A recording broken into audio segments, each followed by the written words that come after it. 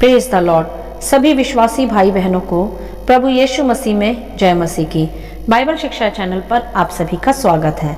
हमारे इस चैनल को देखने के लिए आप चैनल को सब्सक्राइब करें और बेल आइकन के ऑल बटन को ज़रूर दबाएं, तभी आपको हमारी आने वाली हर वीडियो का नोटिफिकेशन मिलता रहेगा। आज मैं आपके लिए बाइबल की पुस्तक से मरकुस अध्याय 8 का 22 से 26 वचन लेकर आई हूँ।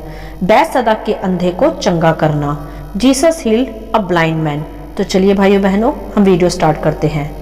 बाइबल दर्शाती है यहाँ कि यह उस समय की बात है जब प्रभु यीशु बैतसैदा नामक नगर में आए थे। तब वहाँ उस नगर में एक अंधा व्यक्ति था। जब वहाँ के रहने वाले लोगों ने यह जाना कि यीशु नासरी वहाँ आए हैं, जो कि बीमारों को चंगा करते, कोढ़ियों को शुद्ध करते हैं, तब यह जानकर वह लोग वहाँ रहने वाले एक अंधे व्यक्ति को यीशु प्रभु के पास ले आए ताकि प्रभु उसे चंगा करें, और प्रभु से विनती कर कर कहने लगे कि प्रभु उस व्यक्ति को छुएं। यह एक बात सीखे मेरे प्रियो कि जब हमें भी कोई पीड़ित या बीमार या संकट में पड़ा हुआ कोई मनुष्य मिले तो हमें भी उसकी मदद करनी चाहिए। या तो हम उसे प्रभु का सच्चा मार्ग दिखाएं या जैसे भी हम योग्य हों उसकी मदद करें, जिससे उसका दुख कम हो जाए। यही एक सच्चे विश्वासी का चिन्ह है, सेवा टहल करना, मदद करना, दूसरे के दुख में उसकी सुधि लेना। यही हमारे प्रभु यीशु ने भी किया पृथ्वी पर रहते हुए। ऐसी ही मदद वहाँ उस अंधे की भी हुई लोगों के द्वारा कि उसे उसके पास ले जाया गया जो जीवन की सच्ची रोशनी है। वही प्रभु उसे उसके अंधेपन से दूर भी कर सकते थे। यही जानते हुए लोग उस अंधे व्यक्ति को प्रभु के पास ले आए और उसके लिए विनती भी की। यही बात अच्छी प्रकट होती है उन मनुष्यों में जिन्होंने अंधे व्यक्ति की मदद की। ऐसी ही हमें भी पीड़ा और संकट में पड़े लोगों की मदद करनी चाहिए। तब आगे हम देखते हैं कि जब लोग उस अंधे व्यक्ति को प्रभु के पास लाए, तब प्रभु ने उस अंधे व्यक्ति का हाथ पकड़ा तथा उसे गांव से बाहर ले गए और उसकी आंखों में थूक कर उस पर हाथ रखा और उससे पूछा कि क्या तू कुछ देखता है? इस पर उस व्यक्ति ने आंखें ऊपर उठाकर कहा कि मैं मनुष्य को देखता हूँ, वे मुझे चलते हुए पेड़ों जैसे दिखाई देते हैं। तब प्रभु यीशु ने दोबारा से उसकी आंखों पर हाथ रखा और अंधे ने फिर ध्यान से देखा। तब फिर वह चंगा हो गया और सब कुछ साफ साफ देखने लगा। हालेलुया। यहाँ हम प्रभु की महिमा करेंगे कि वही एकमात्र सच्चा खुदा है जो कि अंधों को भी दृष्टि देने के योग्य है। तब इसके पश्चात प्रभु यीशु ने फिर उस मनुष्य से कहा कि जा और इस गांव के भीतर पांव भी मत रखना। तो चलिए जानते हैं इस वचन के कुछ गहरे अर्थों को। मेरे प्रियो, हम यहाँ देख सकते हैं कि जिस स्थान पर रहते रहते वह मनुष्य अंधापन सहता रहा और दुख तथा तकलीफ में उसने अपना जीवन बिताया, अब उसी स्थान पर प्रभु वहाँ आ पहुँचे और उसे हाथ पकड़कर वहाँ से ले गए और फिर उसके पश्चात उसे चंगा भी किया अपने थूक से, क्योंकि मैं ऐसा मानती हूँ कि प्रभु की थूक में भी सामर्थ तथा जीवन शामिल है। और हम देख सकते हैं यहाँ कि फिर उसके पश्चात वह मनुष्य चंगा भी हो गया था तथा पहले उसका थोड़ा छुटकारा हुआ जब उसे मनुष्य पेड़ के समान हिलते हुए दिखे। फिर दोबारा जब प्रभु के हाथ रखने पर उसका पूरा छुटकारा हुआ, तब वह पूरी तरह देखने पाया। और फिर प्रभु ने उससे कहा कि वह लौटकर वहां वापस ना जाए। इसका क्या अर्थ है?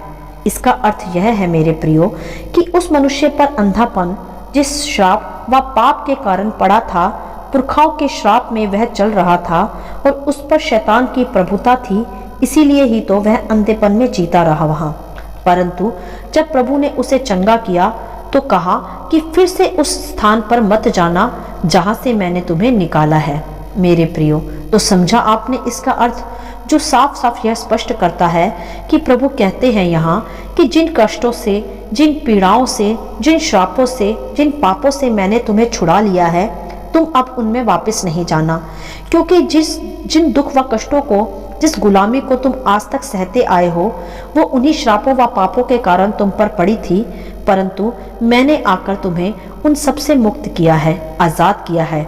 तो अब फिर उसी पुरानी जिंदगी में वापस मत जाना। भाइयों बहनों, ध्यानपूर्वक समझे इन गहरी बातों को जो प्रभु आज हमें इस बैतसैदा के अंधे मनुष्य के अध्याय से सिखाते व समझाते हैं। प्रभु का उस मनुष्य से यह कहना कि फिर वापस उस गांव में पांव भी ना रखना, यह यही प्रमाणित करता है कि प्रभु नहीं चाहते कि जिस गुलामी से, जिस अंधेपन से वह मनुष्य छूटा है, वह फिर से उसी में वापस लौट आए। ऐसा नहीं है कि प्रभु की चंगाई कुछ ही समय तक बनी रहेगी या प्रभु सामर्थी नहीं है। नहीं, ऐसा तो बिल्कुल भी नहीं है। प्रभु तो सर्वशक्तिमान है, चंगाई का दाता है। वह तो सदैव मनुष्यों पर दया ही करता है, परंतु मनुष्य आप ही अपने पापों व गुनाहों के कारण अपने पर दंड लाता है। शैतान को अवसर देता है कि वह उसके जीवन को फिर नाश करे। और जैसा कि मैं अपनी अधिकतर वीडियो में बताती ही हूँ कि हम एक पाप करते हैं तो वह एक पाप फिर कई गुनाहों को जन्म देता है, जिसके कारण शैतान हम पर प्रभुता कर पाए, क्योंकि शैतान को भी अंधकार व बुराइयों में रहने का अधिकार तो है ही। तो इसी कारण प्रभु कहते हैं कि जिन पापों व श्रापों से तुम्हें मुक्त किया गया है, अब फिर से उसमें पांव भी ना रखना। नहीं तो जिस नाम के कारण तुमने चंगाई प्राप्त कर ली है, अब यदि पाप में पुराने जीवन में लौट जाओगे तो वह चंगाई व सामर्थ फिर तुम में बना नहीं रहेगा, क्योंकि मेरे प्रियो, पाप पवित्रता के साथ टिक ही नहीं सकता। मेरे प्रियो, आज हम देखते हैं बहुत से मसीह विश्वासियों को जो प्रभु में तो आ जाते हैं, कलीसिया भी जाते हैं, परंतु फिर भी कहीं कहीं वे संसार की रीति पर चलना नहीं छोड़ते। अर्थात मसीह में होने के बावजूद भी अपने पुराने रिवाज व त्योहार व पुरानी रीतियां उनसे छूटती नहीं, वे कहीं कहीं उनमें भी शामिल रहते हैं। तब जब इसी कारण फिर से उनके जीवन में दुख, तकलीफ या संकट आता है तो वे कहते हैं कि प्रभु हमें चंगा क्यों नहीं कर रहा, या अब तक प्रभु ने हमारी प्रार्थनाएं क्यों नहीं सुनी। तो ऐसा कहने वाले व सोचने वाले ध्यान से सुने व समझे कि प्रभु आज उनसे क्या कहते हैं। प्रभु कहते हैं कि जिस गुलामी के बंधनों से मैंने तुम्हें छुड़ा लिया है, जिस पाप की प्रभुता से मैंने तुम्हें आजाद किया है, तुम अंधकार से निकलकर रोशनी में आ सको, अब वापस उसमें पांव भी मत रखना, तो तुम्हारी आशीषें फिर तुम में सदा बनी रहेंगी। ऐसा प्रभु ने उस बैतसैदा के अंधे मनुष्य को चंगा करने के पश्चात भी कहा था, क्योंकि वे भी किसी श्राप में जकड़ा हुआ था, किसी पाप की शक्ति ने उस पर प्रभुता कर रखी होगी।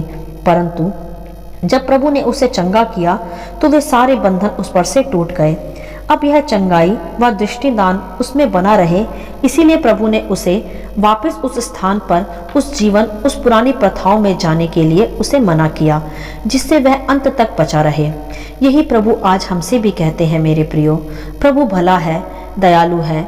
वह नहीं चाहता कि हम गुलामी के बंधनों से आज़ाद होकर फिर से गुलाम बन जाए, क्योंकि प्रभु का वचन यह कहता है, गलातियों अध्याय 5 के वचन 1 में ऐसा लिखा है कि मसीह ने स्वतंत्रता के लिए हमें स्वतंत्र किया है, सो इसी में स्थिर रहो और दासत्व के जुए में फिर से ना जुटो। यह वचन पौलुस ने गलातियों की कलीसियाओं को भी समझाया था कि प्रभु ने मसीह में बुलाकर तुम्हें स्वतंत्र कर दिया है। अब फिर से उसी पुरानी जिंदगी, उसी पुराने दासत्व में जिसमें से तुम पहले गुलाम थे, उन बंधनों से जिसने परमेश्वर ने तुम्हें छुड़ा लिया है, फिर से उसमें वापस ना जाना।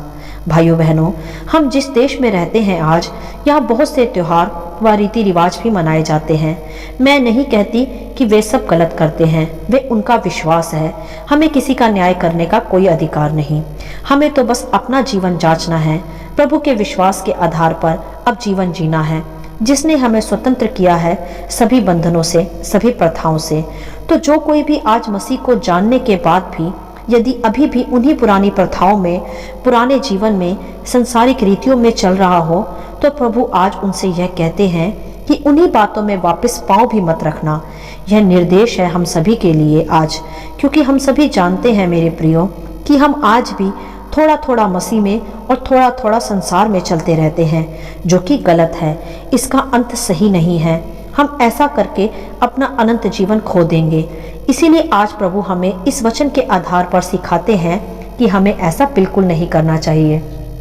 हमें अपनी मसीह स्वतंत्रता को थामे रखना है, अपने उद्देश्य व मसीह दौड़ को विश्वास के साथ, ईमानदारी के साथ, आज्ञाकारिता के साथ पूरा करना है, जिससे पृथ्वी पर भी हमारी आशीषें बनी रहे तथा पृथ्वी के बाद भी हम अनंत जीवन में प्रवेश करें।